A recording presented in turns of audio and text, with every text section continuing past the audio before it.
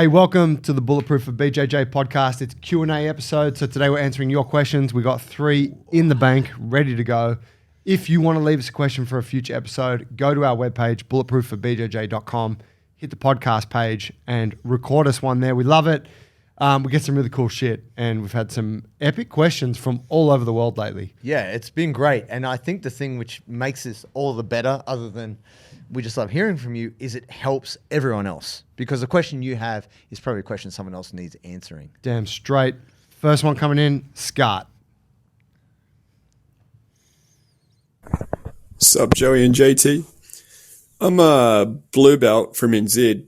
36. I've been training about 6 years. I just wanted to ask about neck injuries. I've herniated 2 discs in my neck. Ooh. The first one was like a few months into white belt, and I did another one just a few months ago actually, because apparently not tapping to triangles is a shit idea, which I found out. But yeah, basically I've been doing all my rehab that my physio gave me and all of that. But I was just wondering if you had any advice on navigating sort of long-term neck injuries in jiu-jitsu and working around that. And also your thoughts on neck strengthening in general, particularly stuff like neck bridges. I see people doing them at the gym sometimes and it freaks me out. But yeah, keen to hear your thoughts on that stuff. Cheers, boys. Nice. Scotty from NZ. Yep, neck injuries. Yeah, sorry to hear it, man. Shit out. 2 weeks into white belt, that's bro. I've been there. I've been there. You had some neck shit? Yeah, bro. I bulged a disc C3, C2, C3, and so I had to do the tractioning thing because I couldn't I actually had to have like a bit of a sling set up to decompress it. So I actually had to sleep for a period of time kind of sitting up. Wow. It was really bad. So I feel your pain. In regards to people doing neck bridges, stuff like that, a really good place to start is actually just stabilizing your neck against different vectors. So you don't necessarily need to be doing like weighted work. It's just being able to stabilize your neck. So first port of call, whether that's a band or maybe if you've gone so far as someone like yourself, you might want to go the path of an iron neck. I think an iron neck is just a big investment. It's a premium piece of equipment. It's very expensive. It's very effective. It's very good, but the only thing about it is the cost. But essentially for myself, I had to do a lot of stabilization work. So just lying on your back and then just bringing your head up off the ground and then being kind of in a side plank and just stabilizing, just keeping your head here. And then in the same way, like when you have a young child doing tummy time, they've got to pick their head up off. You know, they're using their thoracic muscles. Just being able to lift your head up and keep that for a sustained period of time is really good for the neck stability piece. The other thing I would really encourage you to do is get big traps. Trapezius goes from mid-back out to the shoulders and then up the back of your head. If you want a stronger neck, you need stronger traps. One of the easiest ways you can do this without actually putting weight on your head is by doing farmer's carries. Farmer's carries and shrugs is one of the easiest ways for you to get really strong trap muscles, which will in turn help reinforce your neck.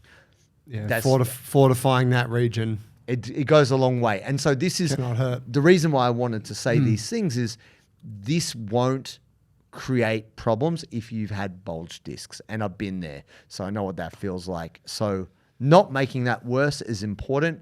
And then once you've kind of built back a certain level of stability, then you can go back to doing trickier stuff like bridging and things like that.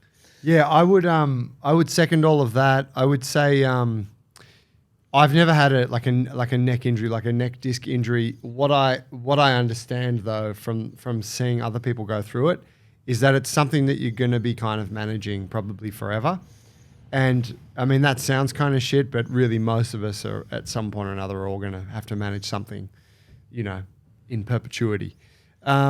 So I would be really cautious to tap early on the mats on anything that affects the neck. Yeah. Guillotines, chokes, triangles, front headlock stuff. Just like putting it aside as like, all right, I'm just gonna be like really sensitive to that area, because you might not have to be, like you might be able to eat it, but better to save that for when you really need it. Sure. For when there's a moment you didn't get to tap to in time, or there's a competition or something like that, or coaches watching and you're up some lower belt. Save it for when it matters, time. you know? But yeah, like eating a triangle against one of your counterparts on a Tuesday night just because you're like, I'm not tapping to this. You know, it's taken me. I still, lifetime. Yeah, don't do that shit myself. So I understand how hard that is, Scotty. But yeah, I'd be really doing that, just so you can stay in the game. Now, yes, strengthening, building mass, the bridges I like, and then a nice first point, which I think you showed me, is doing bridges against the wall. Yeah. Where you're at quite an incline. So you're just standing at a bit of an angle. Yeah. Put a little towel there. And we do have a video. I did make a compilation, like a video of, I think 5 exercises, which is just strengthening your neck in ways that is a little bit different to what you expect before you start doing wrestlers' bridges. The bridges, I have heard it from a couple of people who are, you know, I've heard it from a good osteo friend who was like, yeah, bridges, I'm not mad about them. There's a lot of compression through the spine while you're moving into this position of extension and flexion. And if you're a beast and you've been doing that and you're well conditioned to it, i.e. you've been wrestling since a young age, then it's probably just it's probably a light warm up for you. But for a lot of us jiu-jitsu folks, we get into jiu-jitsu and then we see something like that and we're like, I'm going to give it a go. And you can usually do it if you're moderately strong, but that doesn't necessarily mean it's good for you. Right. And so I would think, like, if you are wanting to with something like that, just be really gradual about it. Keep your hands on the floor. Like, keep the load light for a long time and then, you know, whatever. As an intermediate step to that, which depending on where you train, you may have experienced this, is doing stuff which is just the weight of your head.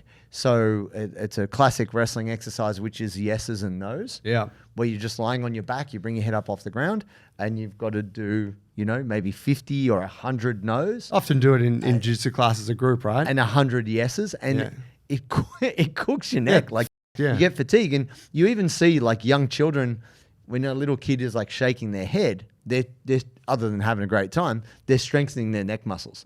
So even, like, lying on your stomach and, like, looking up, looking down, just taking that bit of load, which is just the weight of your head, is enough to strengthen your neck. I would also, if funds allow, get an iron neck. An iron neck is if I copped ultimate. that injury, I'd be like, I'm going to get this thing. I'm going to set it up in my house somewhere I can use it like all the time when I want. Yep. And then just use that I've shit. got the advanced kit. It was bought for me by my sister. Shout out Kate White. You're a legend. She bought it for my birthday many years ago. You don't need any machines because if you get the right kit, it comes with like elasticized cables and stuff like that. You just need to be able to like attach them to something. Yeah. So you can then do the moves. Yeah. Next question, Rob. What you got?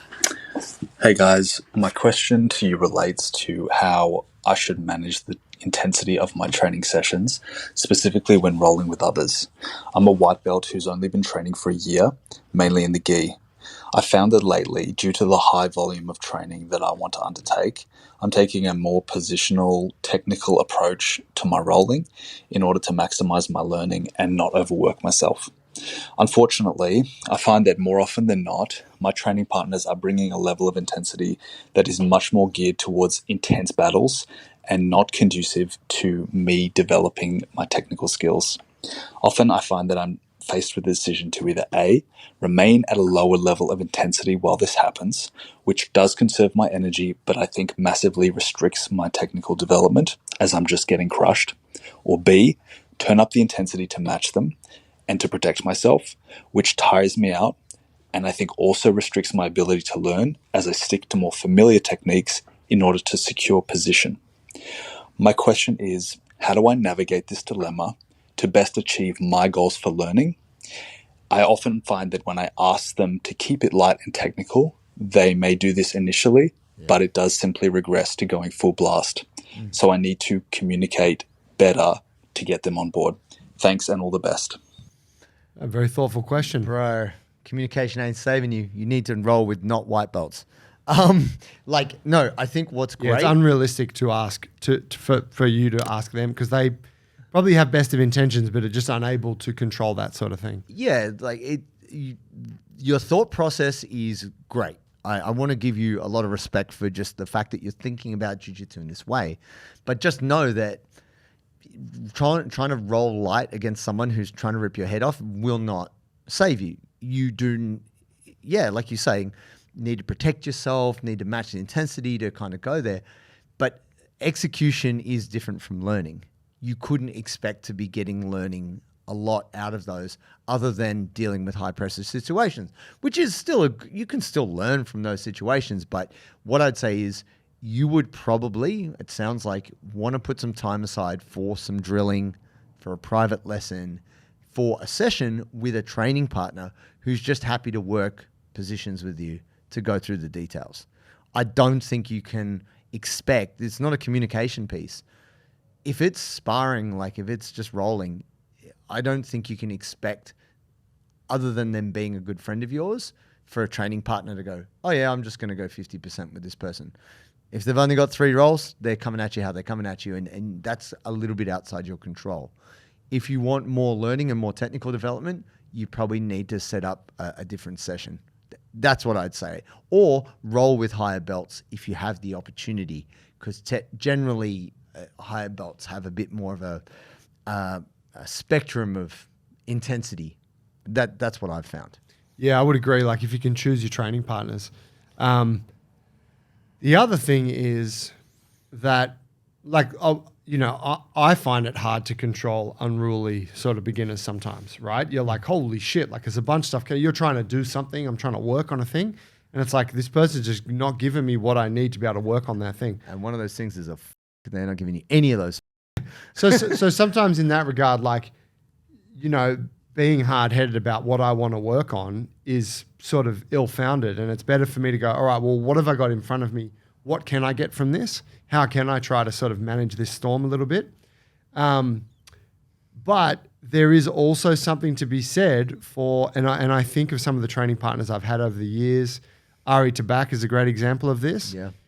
You could go at them with as much athleticism and intensity as you want, and they would stick to their plan.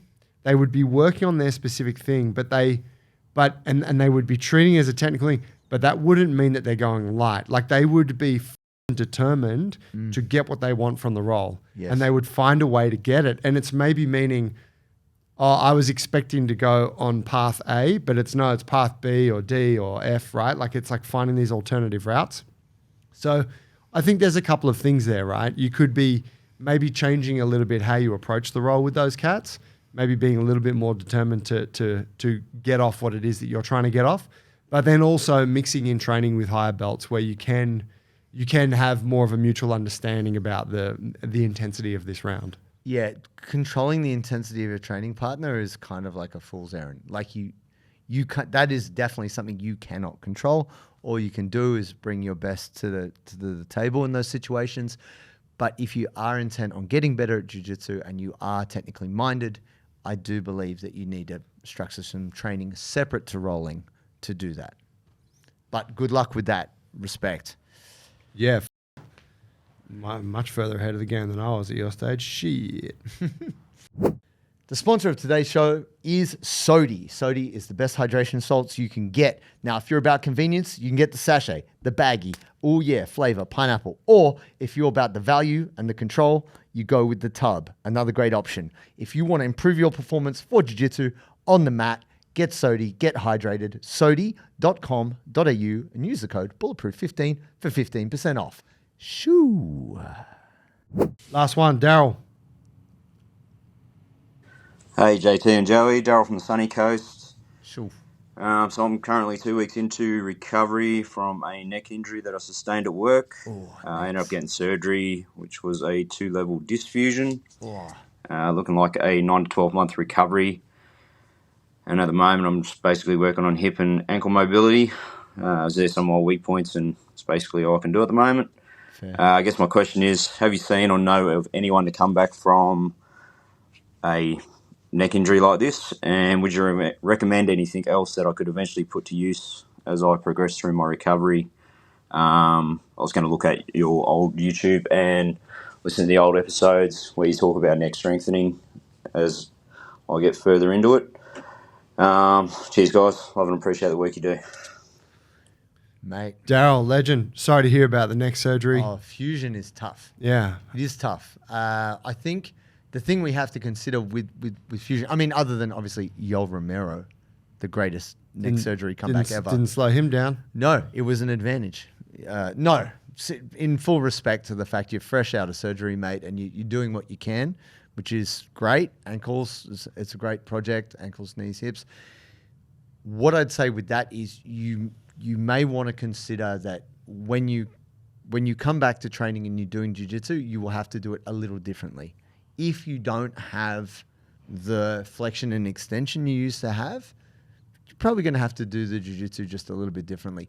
But what you can focus on in the meantime as things heal is still working on your range of motion through rotation and just seeing what you've got side to side and building on that. I think what a lot of people neglect or what people don't consider is that your ability to kind of turn your head and look with your peripheral vision is such an important thing in your life, and not just jiu-jitsu, to spend time just building up that range of motion as much as you might be working on your shoulder muscles or anything else you might be doing to help strengthen your neck.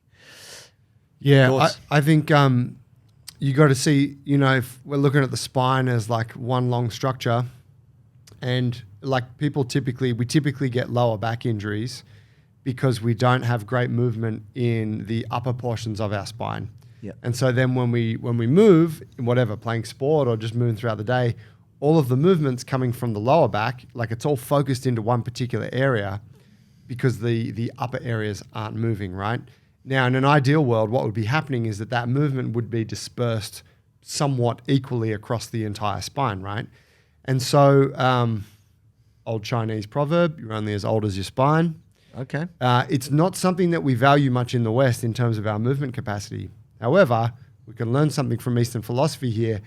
Having a spine that moves is a master key to youthfulness. And as soon as your spine stops moving, everything else starts to shut down. Everything else radiates off that, right?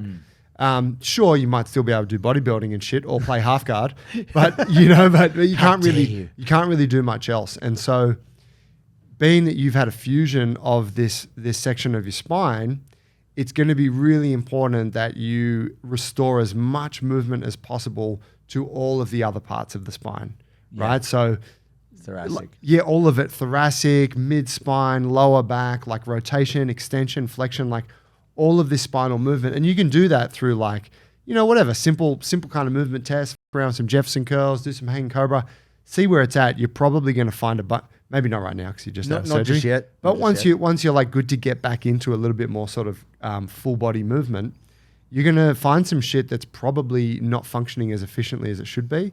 And that, in my view, is probably the most important thing to be working on. And then, of course, like JT said, respecting your limits and just being cautious and protective of that area. Like we said to the first bloke, who was the first bloke? Scotty from NZ. Like making that like, all right, I'm not going to let anyone grab my head. Yeah. Someone grabs my head, I'm tapping. Yeah, and a nice little adjacency which I didn't mention with the previous discussion is making your shoulders really strong. Like lifting your arm up above your head requires you to use a lot of stabilizing muscles around your neck just to keep your head still. So if you can't load your head through flexion and extension because of a fusion, you can actually start to build up the stabilizing muscles really well by doing, like, whether it be a shoulder press or like a lateral raise, front raise, a kettlebell snatch. Just by you moving your hands to that overhead position, this will help strengthen the traps, the delts, and ultimately your neck.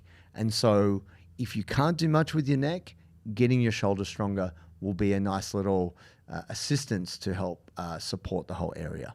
Yeah. Just a thought. One thing I can say on just spinal surgeries, fusions, etc., generally, is that we've seen plenty of people go through that and then just get back into it. Full-scale training, jiu-jitsu, So it's not like you're going to have a... It's not the end of what you're doing. No, that's right. And look, Charles Allen Price, I mean, I didn't know So that's why I might sound like a complete bastard. But he has had fusion in his lumbar spine. Was it fusion or was it disc laminectomy or whatever? Oh, God. He showed me the scar. I didn't Yeah, right. realize because he was saying spine surgery. Yeah, he can't do axial loading as a result. And I was like, weak. I didn't know it was because he had surgery. And then after the podcast, he's like, mate, look at my back. And I was like, oh, God. He's got these scars down his spine. I was like, I didn't realize it was surgery. I just thought you were being a pussy. Anyway, we worked it out. I have a lot of respect for the man. He is very strong considering he can't do axial loading. And he does jiu-jitsu. He bangs with some of the biggest, strongest grapplers in the world. That's right. And he's A-okay. So I think there is plenty of hope for you, mate. And I think it's really good that you're working on other projects while you can't use your upper body too much. But once you can, don't be afraid to just really reinforce yourself to then get back into jiu-jitsu. Solid. Hey guys, great questions today. Thank you to those three that asked those. If you want to ask us a question, do it now. Go to the Bulletproof webpage, bulletproof@bjj.com. Hit the podcast tab. Record us a voicemail. We'll feature you on a future episode. See you guys next time. Shoo.